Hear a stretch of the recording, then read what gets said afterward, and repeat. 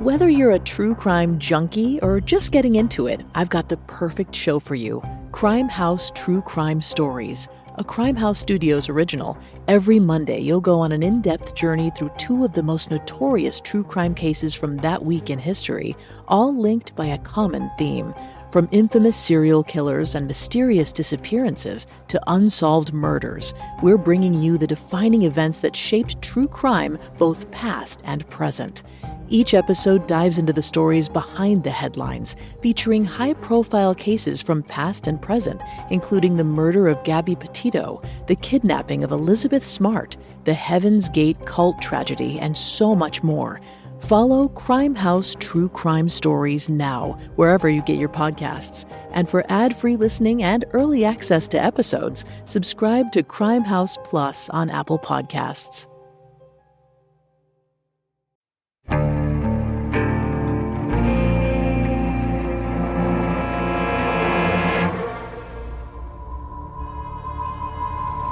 It's October 16th, 1985, and Utah is on high alert.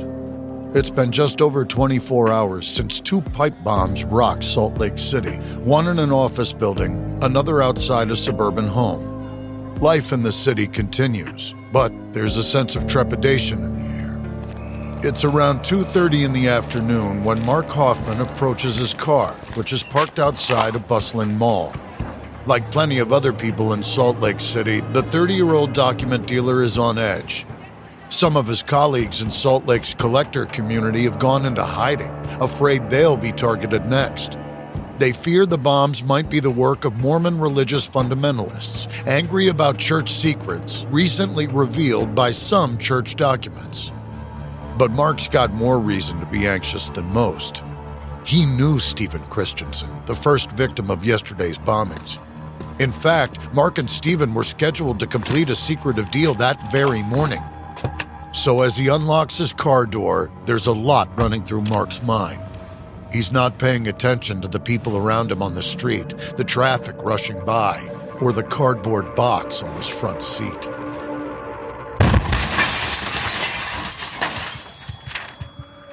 The blast throws Mark away from his blue Toyota, leaving him a bloody mess on the sidewalk. When he comes to a few seconds later, he can smell smoke, and his tongue tastes of ash. There's a persistent ringing in his ears as he looks up at the bright blue sky above him. In a daze, his eyes drift towards his car. There's smoke pouring out of its shattered windows. The next thing Mark sees is the face of a young man hovering over his. Brad has just left the gym when the bomb went off. Now he's one of the first at Mark's side. Mark can see Brad's mouth moving but can't make out what the guy's saying. He's too focused on the pain shooting through his body. His knee feels like it's been cut open, and he can barely feel his right hand. Mark gasps as Brad and another man lift him from the sidewalk and carry him across the street away from the car. No one's sure what triggered the explosion, and everyone's eager to get away from the burning vehicle as quickly as possible. After the two men place Mark gently on the ground, he slips back into unconsciousness. It's then that Brad notices Mark's wearing white temple garments under his clothes. It's a sign.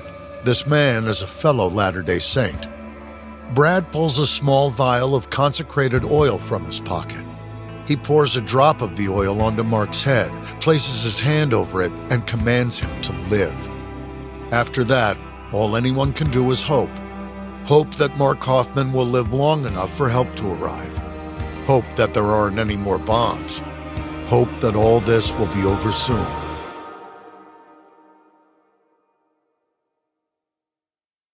Americans spend an average of 90% of their time indoors. But did you know that indoor air can be up to 100 times more polluted than outdoor air? Breathe easy with Air Doctor, the award-winning air purifier that eliminates 99.99% of dangerous contaminants like allergens, viruses, smoke, gases, mold spores, and more. Air Doctor was voted Best Air Purifier by Newsweek, so it's no surprise that 98% of Air Doctor customers agree their home's air feels cleaner, safer, and healthier.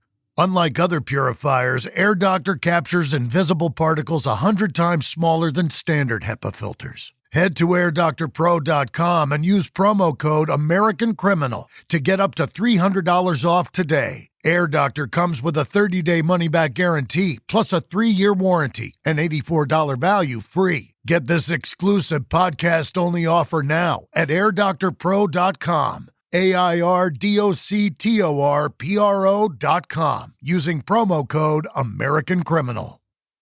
Hello, Nigel here. I couldn't help noticing that you're still awake. Now, I'm an owl. I'm supposed to be up at night, but you need your sleep. So if it's your allergy symptoms that are keeping you up, here's a word to the wise. Try Xyzal. You see, Xyzal works fast to relieve sneezing, runny nose, itchy watery eyes, and itchy nose and throat. And it keeps going strong for 24 hours, so you can get your sleep and wake up refreshed and ready for a productive day ahead. Be wise, all. Take Xyzal at night. Use as directed. Starts working in 45 minutes.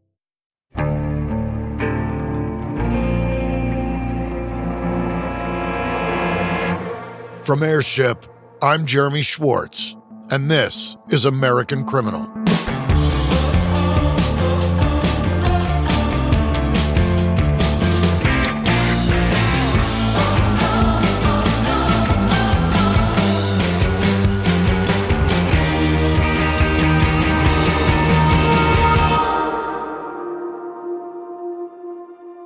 When Mark Hofmann's car was blown up by a pipe bomb in October 1985, it terrified the already traumatized citizens of Salt Lake City. That made it 3 explosions and 2 deaths in less than 36 hours, and there was no telling if that was the end of the nightmare or just the beginning. But with Mark as the 3rd victim, the shape of the case got clearer. Investigators figured it had to have something to do with the document deals involving the Mormon Church. But for the life of them, no one could puzzle out the connection. 2 of the victims, Mark and Steve Christensen, were involved in the high-profile sale of the so-called Salamander letter back in 1984. That document cast doubt on the earliest accounts of the Mormon Church and stirred up plenty of controversy within the LDS community. And Mark and Steve were due to complete an even bigger deal on the day the first bomb went off. So if religious documents were the motivating factor behind the attacks, it made sense that Mark and Steve were targeted. What was throwing detectives for a loop, though, was that the other bomb victim, Kathy Sheets, had nothing to do with the controversial documents. She seemed to be a completely innocent bystander in the whole mess. All 3 victims were well-respected members of the community, but there had to be a reason they were targeted, a reason the bomber chose them. And the police were determined to find it.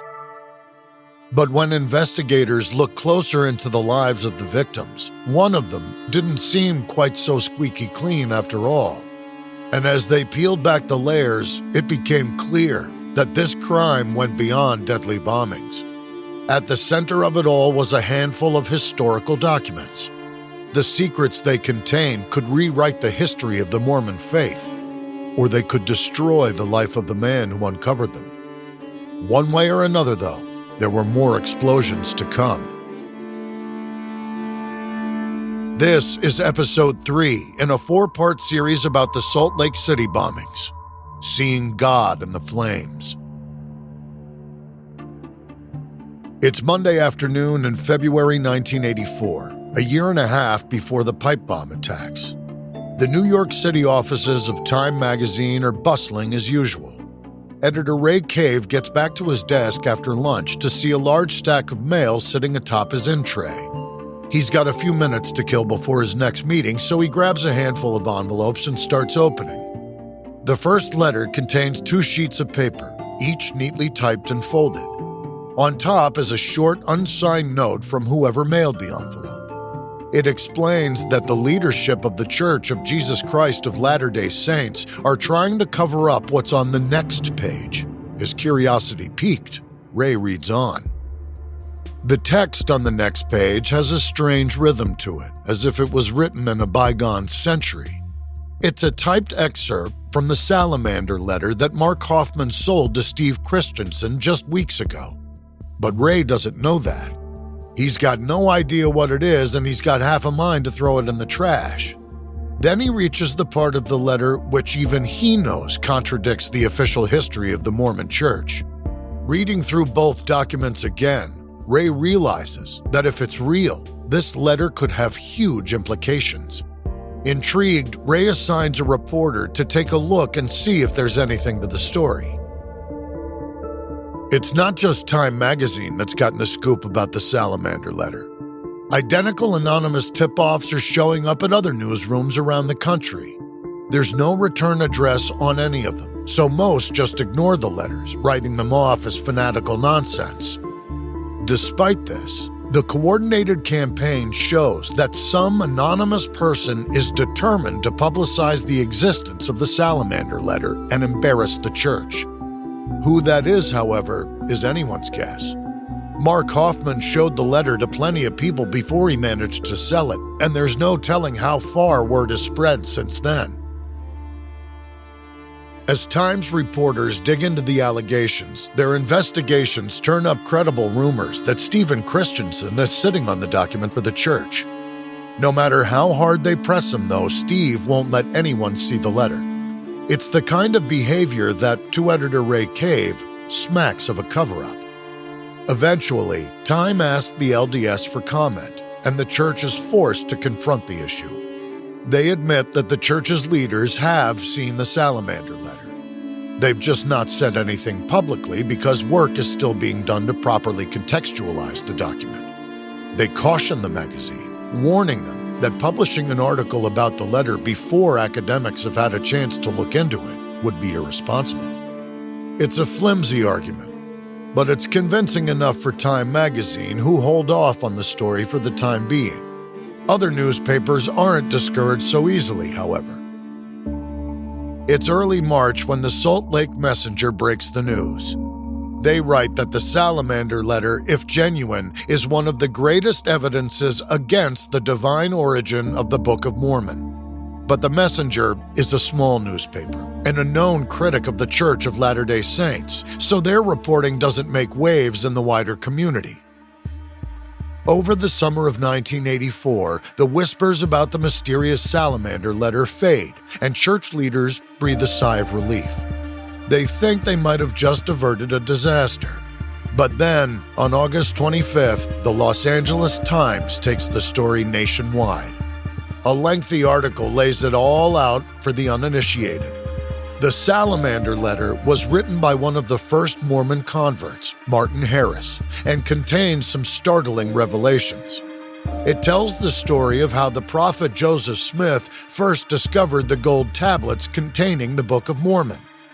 The official line has always been that an angel named Moroni guided Smith to the tablet's hiding place. But that's not what Martin Harris's letter says. It claims that Smith had a vision of a white salamander guarding the gold instead. And that's not all. The text also suggests that the young Joseph Smith dabbled in magic and treasure hunting. In short, this letter seems to directly contradict the founding mythology of the Mormon religion, and that spells trouble for the Church of Jesus Christ of Latter-day Saints. One Mormon historian points out to the LA Times that the religion has actively mythologized Joseph Smith as an extraordinary man chosen by God. But if the prophet experimented with witchcraft, then some might say he couldn't possibly be everything faithful saints believe. After the LA Times breaks the story, it's picked up and repeated across the world. The church is desperate to make this mountain look more like a molehill, so it issues a statement to the press. They claim that Martin Harris's letter is completely consistent with Joseph Smith's story of finding the golden plates. The fact that this version features a salamander instead of an angel is basically irrelevant, they say. The church also points out that salamanders were once believed to live in fire. So if Joseph Smith received a message from God through a salamander, then it would fit in with other biblical references to heavenly messages delivered through flames. In essence, the church's strategy is to downplay the controversy until the media moves on to the next scandal. It's a plan that's helped by the fact that the letter itself still hasn't been released. And, in fact, it hasn't even been authenticated yet. The process of authentication isn't a simple one. First, researchers need to look at the physical salamander letter itself, the paper, the handwriting, and the ink used. Figuring out the age of the paper and ink is a common practice when dealing with historic documents, but the script is another matter. There are so few surviving examples of Martin Harris's handwriting that matching the salamander letter to another document could take months. And while the country's foremost handwriting experts dig into that, other researchers look into the letter's provenance, the trail of ownership, to trace it back as far as they can go. That search takes them from Utah to New York and then to New Hampshire, where a dealer of postal memorabilia confirms that he recently sold a large collection of 19th century letters to Mark Hofmann. Though there's no way to prove the salamander letter was among that lot, it makes sense to everyone involved.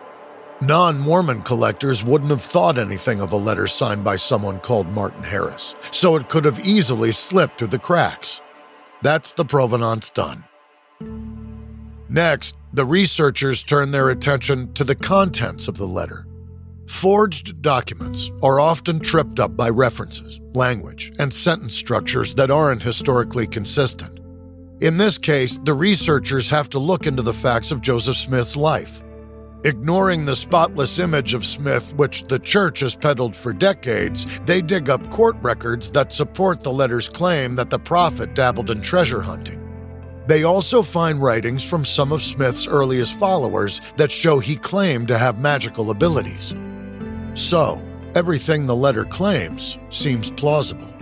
But the process of authentication is taking longer than the letter's owner, Steve Christensen, expected, and proving far more expensive. And it's money that he doesn't really have right now.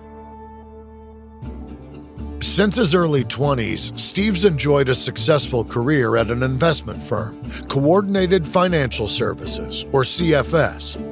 It's the kind of company that has its own opulent building in downtown Salt Lake, with oak-paneled offices and even a racquetball court on one floor. But behind the glittering facade, CFS is in trouble. Plans to sell office space in the building haven't panned out, and CFS has made a slew of other bad investments in the last couple of years as well. Now CFS founder, president, and Steve's mentor Gary Sheets has asked the company's senior officers to sign loan guarantees so the firm can pay its bills. Steve is the company's chief operating officer, so he feels like he has to sign the papers. But that makes the avalanche of problems facing CFS a direct threat to his own bank balance. His personal assets are all mortgaged against company debt now, so if the company declares bankruptcy, he'll have to do the same. With all that weighing on him, Steve reappraises his finances. There's one obvious asset that could be monetized quickly: the salamander letter. Steve paid $40,000 for it, but now that the authentication is almost complete, it should be worth far more. Selling it would give him a pot of cash to weather whatever financial storm is coming his way. But there's a problem. Steve's already said he'll donate the letter to the church. So Steve reaches out to the church's de facto president, Gordon Hinckley. He tells Hinckley that their hard work has paid off and that the investigation hasn't turned up any evidence that the letter is a forgery. The paper used appears to be the right age, and the ink is exactly the kind Martin Harris might have used in the 19th century. Even the handwriting matches other samples. But Steve says that selling the letter might be the best option for him now. As luck would have it, Mark Hofmann has offered him $50,000 to buy it back. Apparently, Yale University is sniffing around, and Mark wants to sell the salamander letter to them. But, as a faithful saint, Steve promises Hinckley that he'll still donate the document to the church if they ask it of him. Perhaps he's hoping that the church will help him find a different member of the community who can pay for and donate the letter to their archives. Or maybe he even thinks they'll pull out their checkbook to help him out once they know an institution like Yale is willing to pay for the artifact. But no. Hinckley tells Steve that he still expects him to donate the letter. They have to have it for their collection. He never even offers to pay for it. Eventually, Steve makes good on his promise and hands the letter over to the church. He'll have to find some other way to ease his growing financial insecurity. While Steve Christensen is struggling to hold things together, Mark Hofmann is thriving. He basks in the attention his success brings him and loves to regale friends with elaborate stories of how he hunts down his incredible finds. But what he doesn't tell most people is that those trips are also an excellent time to indulge in some of his favorite vices. Mormons are taught to abstain from what the church deems harmful substances, including alcohol. At home, Mark toes the line and plays the part of the perfect saint. But when he's away from Salt Lake City, Mark can put him away like a champ. He's always had this secret side to him. He lost his faith as a teenager and has just been pretending ever since. His family, including his wife and children, have no idea.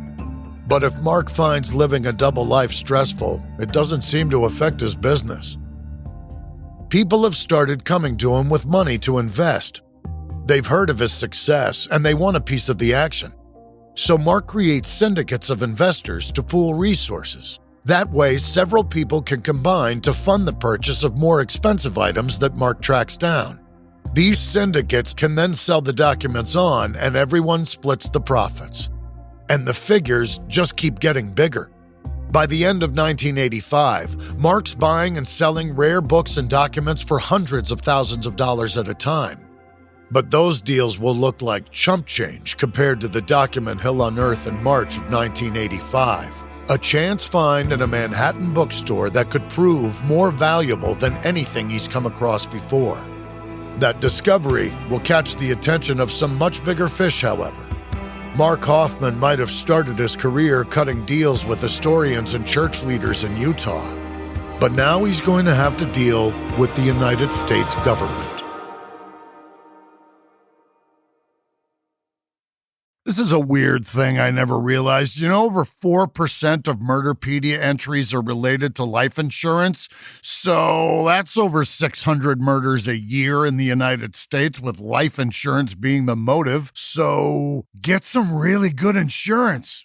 Do it at SelectQuote. SelectQuote is one of America's leading insurance brokers with nearly 40 years of experience, helping over 2 million customers find over $700 billion in coverage since 1985. Now, other insurance and brokers offer impersonal, one-size-fits-all policies that may cost you more and cover you less, while SelectQuote can help you find the right policy for you. Been worried about trying to fit shopping for life insurance into a busy schedule? Well, in as little as 15 minutes, a SelectQuote licensed insurance agent can tailor a life insurance policy to your family's needs and budget. And have you been concerned about the cost of life insurance? Well, it's more affordable than you think with SelectQuote, with some policies costing less than $1 a day. Plus, if you're in good health, they work with carriers that can get you same-day coverage with no medical exam required. Head to SelectQuote.com and a licensed insurance agent will call you right away with the right policy for your life and your budget.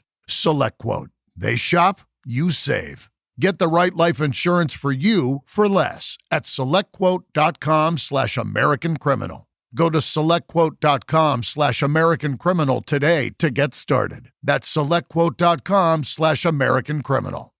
You know, if you run a small business, there's nothing small about it. As a business owner, I get it. My business is and always has been completely consuming since I started. Every day there's a new decision to make, and even the smallest ones feel gigantic. Something that can help this whole process not feel so daunting is the right platform that has all the tools you need to be successful. Well, guess what? It exists, and it's called Shopify.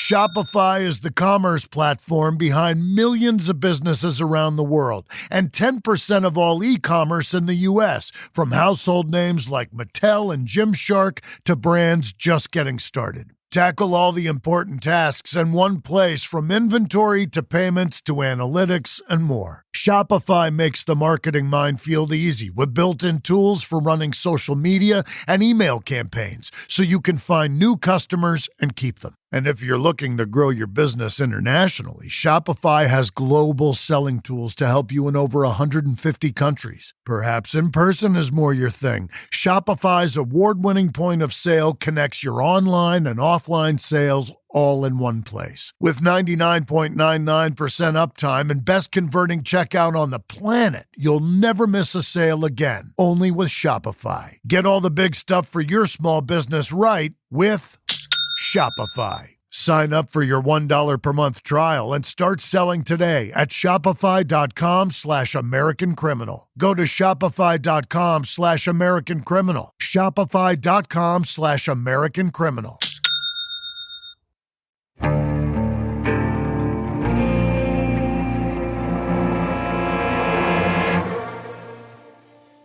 It's March of 1985, and New York City is just starting to shake off the winter cold. Still, it's chilly as 30-year-old Mark Hofmann walks down a busy Manhattan street.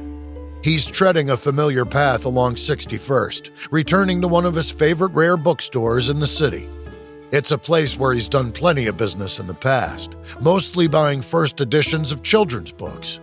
He and his wife Dory have a collection, and this particular gallery has helped fill it out.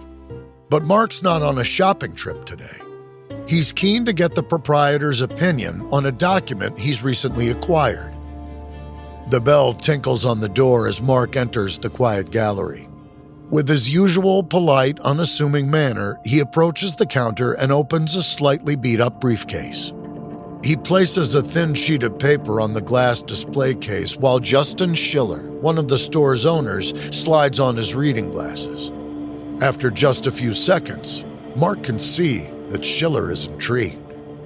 There's a decorative border around the aged paper, and at the top are the words, "The Oath of a Freeman."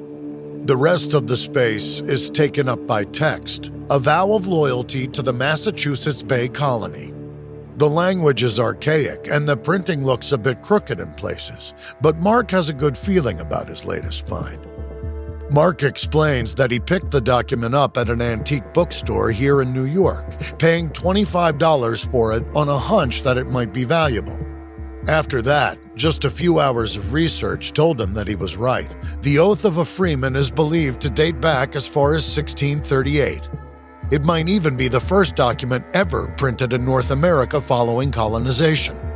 As far as anyone knows, there are no surviving copies of the original, which is why Mark thinks he's found an early reproduction, an antique copy of the genuine document. But he still believes it could be worth as much as 10 or 20 grand. If it were today, he might be expecting around 50 grand. Schiller can't stop staring at the document. Unlike Mark, who mostly deals with artifacts to do with the Mormon Church, Schiller's an expert in all kinds of historical American documents. After a couple of minutes' careful examination, he tells Mark that he thinks that this isn't an early reproduction at all. It might just be an original printing of the oath.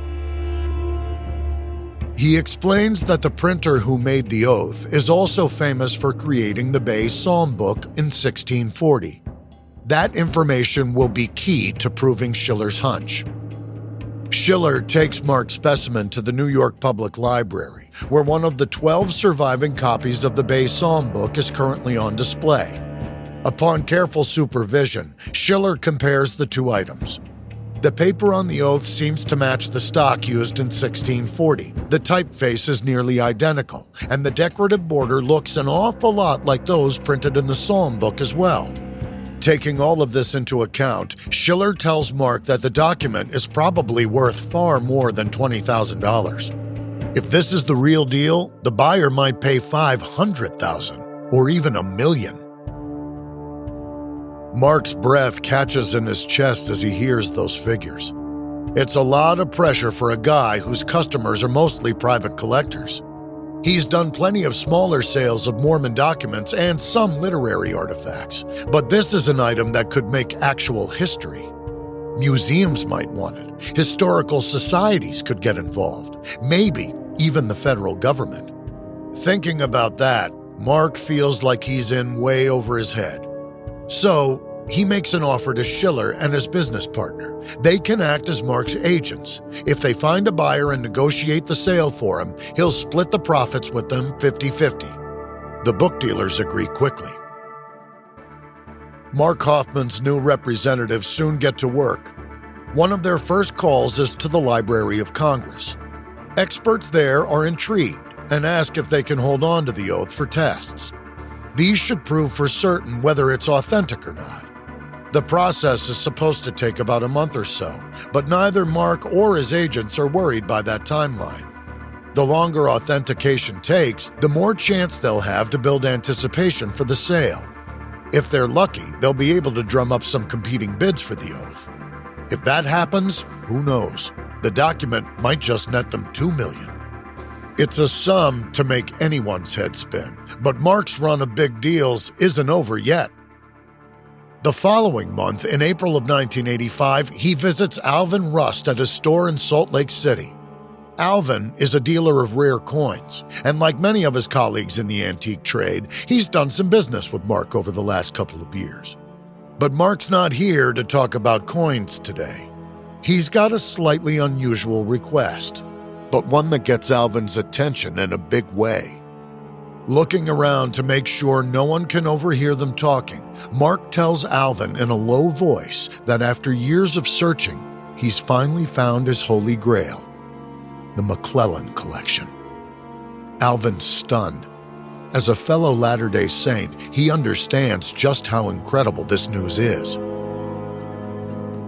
William McClellan was one of Joseph Smith's early converts to the Church of Jesus Christ of Latter-day Saints. But he broke with the new religion in 1838, at which point he became vehemently anti-Mormon. Legend has it that when McClellan left the church, he took some incriminating documents with him. People have been hunting for the collection ever since.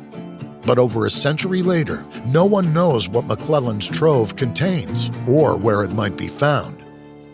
Now, though, Mark tells Alvin that not only has he found the collection, he has a chance to buy it. Apparently, there are 3 cardboard boxes full of McClellan's documents in New York, and the current owners want to sell them. They're asking for $185,000. The trouble is, Mark only has $30,000 available right now. That's where Alvin comes in. If he'll loan Mark $150,000, Mark thinks there's a good chance he can double their money by splitting the collection up into individual sales. Alvin doesn't have the cash either, but it's too good a deal to pass up. Not only does it offer him the chance to own a part of Mormon history, but he could make a huge profit. Still, he's somewhat anxious. He doesn't want to be involved in uncovering documents that might embarrass the church. Listening to Alvin's concerns, Mark says that he's seen what's in the collection and there's nothing in the materials that the church should be afraid of. Hearing that, Alvin starts to get excited about the whole thing. So he borrows the $150,000 he needs from the bank. But with such a huge sum on the line, he wants his son Galen to accompany Mark when he travels to New York to pick up the goods. Mark's so grateful that he says he wouldn't care if the entire Rust family wanted to come with him. On April 23, 1985, Mark Hofmann and Galen Rust fly to New York. When they land, Mark goes off on his own to meet his contact, leaving Galen at their hotel. Hours later, Mark returns, and he's got news. Mark tells Galen that the deal is done. The McClellan collection is all theirs. But Mark's empty-handed. He says he's already arranged to ship the trio of boxes back to the Hofmann residence in Utah. Galen's a little perturbed by that. His father specifically told them to bring the valuable cargo home with them on the plane. But Mark tells Galen not to worry. He insured the cartons for over $20,000. Still, when Galen's father hears about the change of plan, Alvin can't help but be concerned, especially considering it's borrowed money they're all playing with. So he's relieved when Mark calls to tell him that the cartons have arrived safe and sound in Utah, but he knows he'll feel better once he sees the collection for himself. Unfortunately, he'll never get the chance. About a week or so after the New York trip, Mark Hofmann calls Alvin Rust again to tell him he's sold the entire McClellan collection to the Mormon Church. President Hinckley has agreed to Mark's asking price, $300,000 for the lot. It's a relief for Alvin. He's frustrated that he still hasn't gotten a look at anything from the collection, but at least he'll be getting his money. They've cleared more than $100,000 on the deal, and as Alvin stumped up the majority of the cash to buy the collection in the first place, most of those profits should be coming his way. But before he hangs up, Mark has one more request of Alvin. He asks him to keep the deal a secret. Not just the sale, the entire existence of the McClellan collection. Mark doesn't say why, but Alvin assumes it's something the church has asked for. Having worked with Mormon artifacts for years, Alvin isn't surprised by the need for secrecy. But it still irks him. He's been instrumental in bringing a valuable set of documents to where they rightly belong. And now he won't get any credit for it. Unfortunately, a lack of credit isn't the only thing that'll be keeping Alvin Rust up at night. Because after that phone call, he doesn't hear from Mark again. At first, Alvin figures that Mark's just out of town on a mission to find some other documents for the church. But then weeks go by with no word and still no sign of Alvin's money. Eventually, Alvin starts calling friends of Mark to ask if they know where he is. But they don't have a clue. No one does. It's like the guy's disappeared. Finally, with loan repayments to make, Alvin does the only thing he can think of. He reaches out to the acting president of the LDS Church, Gordon Hinckley. He's the one who Mark struck the McClellan deal with. Maybe he knows where Mark is. Or perhaps he can just give Alvin what he's owed. But Alvin never hears back from President Hinckley either. Slowly, it starts to dawn on Alvin that maybe he's been swindled. He spends nights wondering if Mark is just a con man who never intended to share the profits from the McClellan collection. But the truth is much bigger than that, and Alvin Rust won't be the last person to regret giving their money to Mark Hofmann. Then again, some of them will just be grateful that they lived to tell the tale.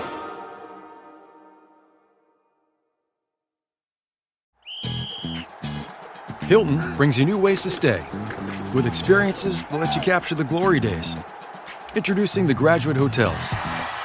Each inspired by local college towns, these stays are always original and never boring. Get in touch with traditions all across the country and enjoy a stay that's a class above the rest. Book at Graduate Hotels with Hilton Honors Points at Hilton.com. It's a win-win. Hilton, for the stay.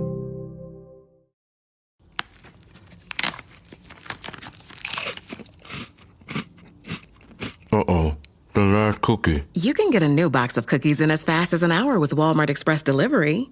Are you my guilty self-conscience? No, I'm the voice offering you promo code EXPRESS for free delivery on your first order. Hey, who ate my cookies?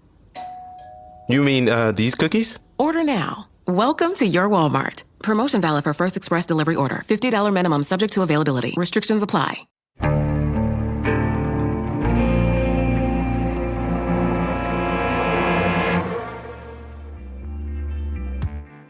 It's June of 1985 in Salt Lake City. 30-year-old Mark Hofmann is once again in the offices of the Church of Jesus Christ of Latter-day Saints. He's meeting with the faith's most powerful leader, Gordon Hinckley. It's been about 2 months since Mark made a deal with Alvin Rust to buy the McClellan collection and sell it to the church for a profit. But he still hasn't given Alvin his cut. The truth is, Mark lied. He didn't sell the collection to the church. He never even approached them about doing a deal, at least not until now. Over glasses of orange juice, Mark tells Hinckley about the McClellan collection. With a mournful look, he reveals that it's just as church historians have long feared. The collection contains documents that could prove devastating to the faith. It's the exact opposite of what Mark told Alvin Rust. But Mark's a pro. He knows how to tailor his sales pitch to get what he wants. The good news, he says, is that the church can secure the collection for just $185,000. Hinckley does well not to spit out his OJ. He's not handing over that kind of money, but he does urge Mark, as a devout saint, to secure the collection for the church. It's not the cash Mark was after, but now that he has official marching orders from LDS leadership, he decides it's time to tap a well he's gone to before.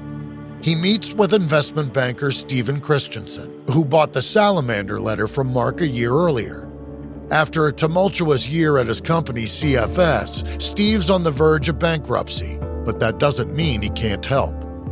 Steve arranges a meeting for Mark with Hugh Pinnock, a senior member of the church who happens to be a director at First Interstate Bank. As soon as Hugh hears about the collection and about Mark's meeting with Gordon Hinckley, he arranges a cashier's check for $185,000. Mark picks it up that same day. After that, Mark's finally able to pay Alvin Rust back the $150,000 he contributed for the McClellan deal. He hopes that'll be enough to keep the coin dealer off his back for a few months, but it's not. Mark told Alvin that the church paid him $300,000 for the collection, so Alvin's share of the profit should be in the region of $100,000. He wants that in addition to his original $150,000, and he wants it now. That's when Mark comes clean. Kind of. He confesses that he didn't actually sell the McClellan collection to the church for $300,000. He insists he hasn't sold it to anyone just yet, which is true. It's just not the whole truth. What Mark doesn't tell Alvin is that he never had the collection at all. The whole thing has been a fabrication from the beginning. And now Mark's taken money from Alvin and the First Interstate Bank to buy something that, as far as anyone knows, doesn't even exist. Still, he promises Alvin he'll pay him the $100,000 in profits from the deal that never was, because he's just that kind of upstanding guy. As proof, he tells Alvin all about the Oath of a Freeman, which he's expecting to sell for at least $1 million. Once that happens, Mark says with a smile, he'll make everything right. For whatever reason, Alvin Rust takes Mark Hofmann at his word. But he's not the only one waiting for money. How long it's been in place isn't clear, but Mark's concocted an elaborate Ponzi scheme built around his document trade. He's been borrowing from Peter to pay Paul, and now he's in over his head. Mark's got plenty of other customers, investors, and fellow document dealers who are expecting payment and running out of patience. And although it got Alvin off his back for now, the check from First Interstate Bank barely scratched the surface of Mark's other debts. So, he has to go for an even bigger score. He reaches out to an old friend with a tantalizing offer. Word has been getting around about the Oath of a Freeman, and Mark says that it's brought a dealer out of the woodwork who has their own copy of the oath to sell.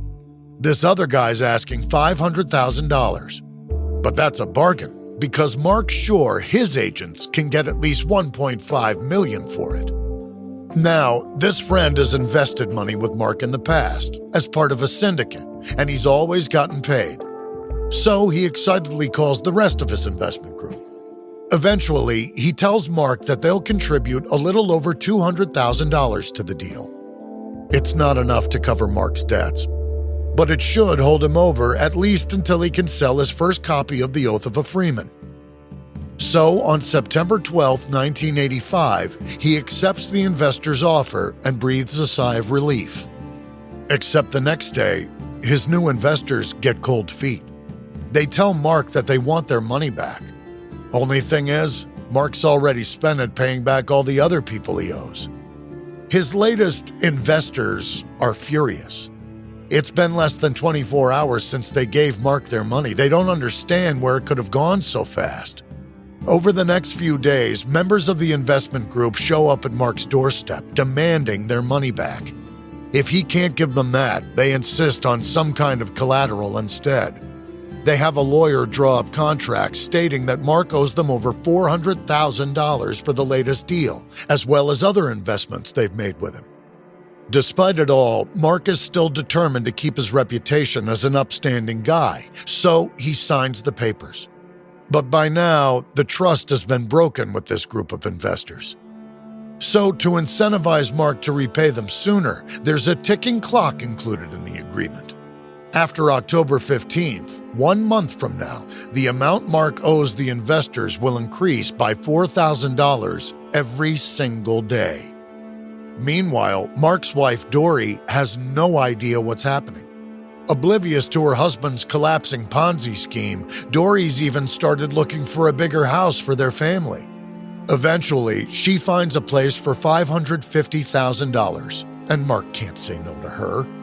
The moving date is set for October 1st, and the Hofmanns have promised to pay $200,000 up front. So Mark needs the oath of a freeman to sell, and quickly.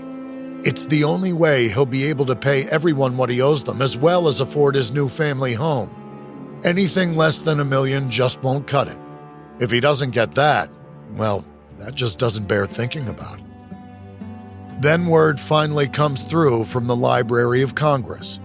Their tests haven't detected any kind of forgery in the oath of a freeman.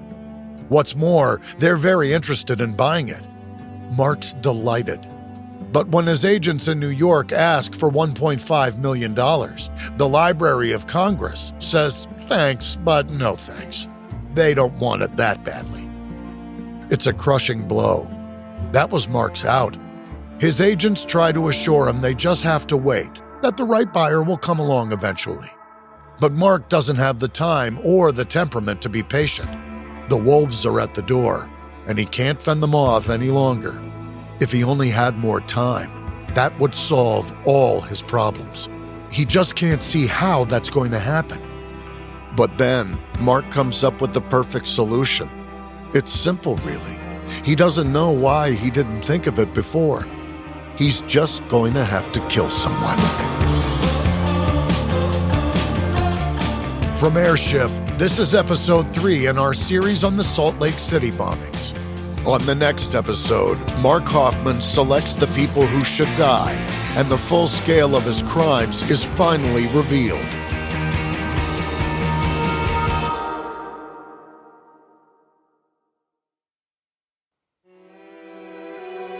We use many different sources while preparing this episode. A couple we can recommend are A Gathering of Saints, a true story of money, murder, and deceit by Robert Lindsay, and the Los Angeles Times reporting on the case. This episode may contain reenactments or dramatized details, and while in some cases we can't know exactly what happened, all our dramatizations are based on historical research. American Criminal is hosted, edited, and produced by me, Jeremy Schwartz. Audio editing by Mohammed Shazid. Sound design by Matthew Filler. Music by Thrum. This episode is written and researched by Joel Cowan. Managing producer Emily Burke. Executive producers are Joel Cowan, William Simpson, and Lindsey Graham for Airship.